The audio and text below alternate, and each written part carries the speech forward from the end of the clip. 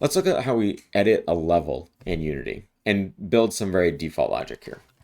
The first thing I'm going to do is I'm going to right click. I'm going to go create a new game object, and I'm going to use the default game object cube, which looks like this. It's got the mesh renderer, so it looks like a cube. It's got a box collider. Now, by default, this created it right in front of my camera, but I don't really want that. Typically, when we're building levels, we want to work around the origin position, or 0, 0, 0. We want to have that be some nice centered position. So I'm going to put this at position 0, 0, 0. And I'm doing this just by clicking in these input fields and typing in the position. To go between these different input fields, I'm hitting the tab key. So I type 0, tab, 0, tab, 0. And then I hit enter to get rid of my cursor in there. I also want to make sure that my rotation is at 0, 0, 0, and my scale is at 1, 1, 1. A scale of 0 in any dimension means that this thing is going to be flat, right? Notice how if I increase this, right, back to 1, then this looks like a cube. And if I were to decrease this down to 0, this thing would eventually get so small that it would be invisible, right? And I can actually reverse the scale, which is kind of weird because it sort of like inverses on itself, but typically we want to aim for all of our objects to have a scale of 1. All right, let's look at the various controls that we have for our game objects. The controls that we have, or these different tools that we have, are actually noted up here in the user interface. We can also go between these using the keyboard buttons Q, W, E, R, and T. There's also Y as well, which is a pretty crazy one. It's sort of like all of the tools combined. So I actually don't use that one very often. Q, which is this hand tool, is essentially just used for panning around our screen. W, which will switch to the transform tool or the move tool. The transform tool or the move tool gives us these gizmos, the axes of the object. I can grab each one of the axes to move the position of this object along that axis, like this, right?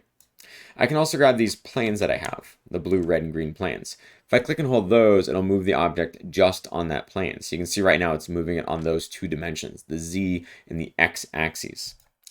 Now, when I'm moving objects around within the world, I can also see the world coordinate system is being displayed up here. The y-axis right now is up, z is shooting off to my left, and x is shooting off to my right. The coordinates that I'm seeing here right now are the global coordinates, and I can toggle between the global coordinates and the local coordinates. What do I mean by that? Well, up here I have this button of global. I can toggle that to local, and it didn't really seem to do anything. However, if I go to my next tool by hitting E, this is the rotation tool. If I were to rotate this object by some amount, let's say I rotate by 9 degrees that way, and I rotate it by approximately 9 degrees this way, right? Now, if I look back at my translation tool or my move tool, notice how my coordinates are different, right? I have my world coordinates, which are for my entire world, right? All of my objects in this entire 3D space where Y is up. But the upward direction of this object is actually aiming right off, like way off in the rightward direction here, right? That's because I've rotated this object.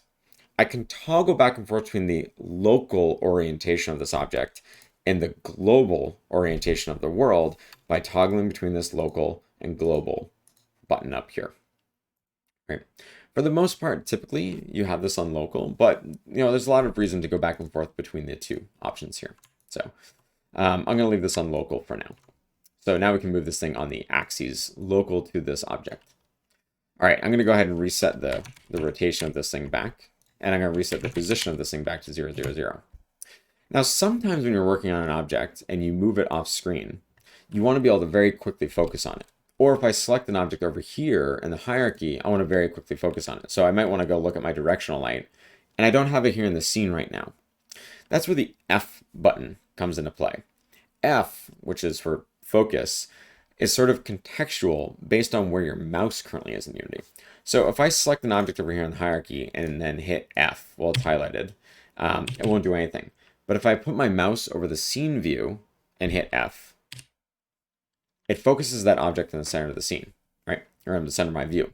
So if I select that cube and I hit F, I get a nice zoom on that cube. One thing that's very common that I want to do when I'm working in Unity is I want to be able to look around objects and see how they see how they look in the game, especially when I'm importing models or hooking them up with other visuals. And one really nice hotkey that I have to do that is when I have an object selected and I hit F to focus on it, I can then hold the Alt key. By holding the Alt key and then left click and dragging, I can orbit around this object, which makes it very convenient for me to look at this thing from all sides. Especially for artists or designers or whenever you're sort of lining objects with one another, holding down Alt and then doing the left mouse button is a really great tool. Great, so we've talked about Q, which is our pan tool. We've talked about W, which is our movement or our translation tool. We've talked about E, which is our rotation tool. R is our scale tool. So scale, we can go on any of the axes, the x-axis, the z-axis, or the y-axis, right?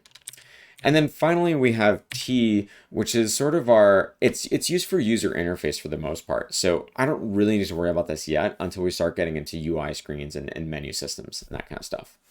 The last tool over here is sort of like the everything tool. You can see the gizmos that I'm looking at here in the center allow me to grab these things to do rotation in various directions. It allows me to scale as well as translate. So I can do this all within like one single mega tool essentially. So I don't use this too often, but it's there and available. All right, let's do something really quick. Let's turn this into a floor and then let's put a bunch of cubes on top of it. I'm going to take this cube, I'm going to click over here, and then I'm going to wait for a second, click again so I can rename this. I'm going to call this floor. I could also rename this game object if I right-clicked and then clicked on rename. When you're organizing stuff and objects inside your scene, you want to be really cautious to keep them named something well. You're going to end up with a lot of objects in your scene, and you want to make sure that they're named properly. All right, I'm going to take this floor. I'm going to line it back up, 0, 0, 0 for my position. I'm going to keep hitting tab until I get here to my rotation, 0, 0, 0. And then I go back to my scale and reset it to the default, 1, 1, 1. And then I'm going to hit enter. I've lost the object. It's somewhere off screen. I'm going to hover my mouse over here and I'm going to hit F. There's my cube. All right, I'm going to mouse wheel out to scroll out a little bit. And then I'm going to set this up as my floor. I'm going to go to my scale tool and just kind of stretch this out in two directions. Something that looks like that. Okay, that looks pretty good. I'm going to go and select my directional light. Go to my rotation and change it so it looks a little dark so it's not completely blown out, right? Cool. That looks pretty good. Then I'm going to right click and I'm going to create another cube object. I'm going to put it up here. And I'll do that a couple other times. Another way that I could create a couple different cubes quickly is I could hold shift, right, to select two objects, or I could hold control to select two objects like this and hit control D. Control D is to duplicate. So control D, duplicate, and then I have those two objects selected and I can move them to somewhere else. Control D, duplicate, and I can move them to somewhere else, just like this. Great. Now I have these objects. The last thing I do is I'm going to select all these things. I'm going to go to their local coordinates. I'm going to rotate them slightly like this. Okay, that looks pretty good. I'm going to change this to the pivot and then rotate them so I'm rotating them all independently, which is kind of neat. Cool, this looks pretty good. I'm going to grab this object and pull it out of the floor so we don't have any of our objects overlapping with another.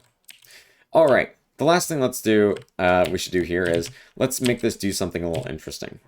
So I'm going to grab my main camera. So remember, if I go look at my game view, I'm looking at it from the side like this. I want to make it so that my camera looks at all of these at once. So back here in my scene view, I think the view that I have right now is pretty good for my game. So I'm going to select my main camera and I'm going to go to Game Object, Align with View. What that does is it takes the game object that I currently have selected, moves it to the current position that I'm at in my scene view, as well as sets it at the correct orientation. So you'll see if I do Align with View, notice how my main camera is now at the exact same position as my scene view. Perfect. The last thing I want to do is all of these objects here, all of these cubes, they currently have box colliders, which means that they have shapes associated with them in the physics system. If I hit play though, because they only have colliders on them and nothing else, they're going to stay exactly where they are. These have shapes in the physics system, but they're currently not being simulated by the physics system. So the last thing I'm going to do is I'm going to go and add a component called Rigidbody. When I add the Rigidbody component to a game object, it means that I want this object to be simulated by Unity's physics system. This is where I can set the mass of the object, drag if I want it to slow down due to wind or dragging, The angular drag, if I want the spin of this thing to slow down over time, if I want them to use gravity, which I do, as well as a few other settings here. Now that I have the rigid body component on it, if I go and hit play, I'll see this nice simulation of all of my objects in Unity's physics system. Let's do that one more time, except let's duplicate all these cubes again. Take all of them and pull them up, and then let's duplicate it one more time, and then take all these objects according to the global position and pull them up one more time. Now we have 3 sets of cubes. Looks kind of like this. Let's go hit play and see what this thing does. There you go. That's the fundamentals of editing objects inside Unity's